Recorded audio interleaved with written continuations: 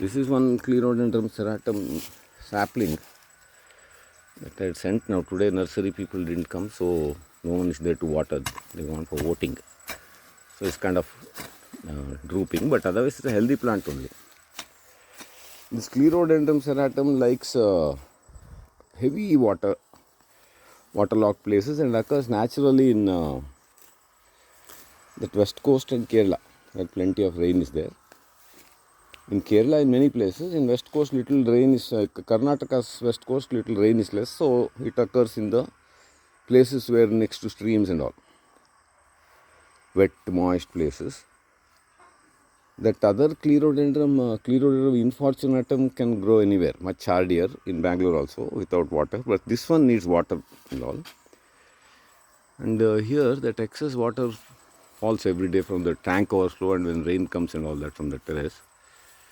So this is a particular point behind the house, south facing, so maximum sunlight is there. It gets very hot in the afternoons and all.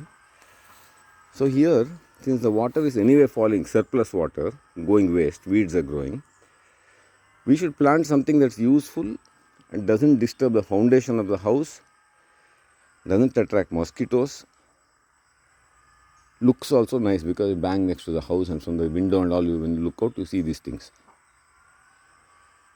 So at present that Vanatulsi is there and then that Ardthoda. Both of them don't need extra water. They are dry land species. This one does. So here in this place I thought I'll do a little red garden, only red flowering things, and this is one of that red, Clerodendron serratum I think it's called. One of that pagoda plant, red one. I done separate videos on this species also.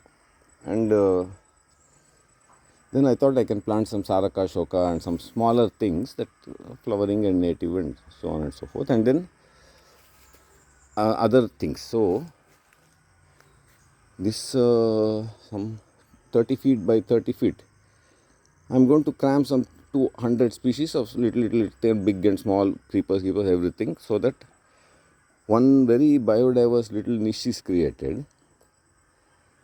Niche plants and then plant community which require extra water in Bangalore climate, dry deciduous with some 60-70 inches of rain. Such a place, you don't want to spend money, you don't want to maintain, but it should look beautiful and support the birds, butterflies, so on and so forth. That type of plants if you want to choose, then you have to plan all this. You can't just plonk some plant somewhere inappropriate and all that. And that's not a smart thing to do.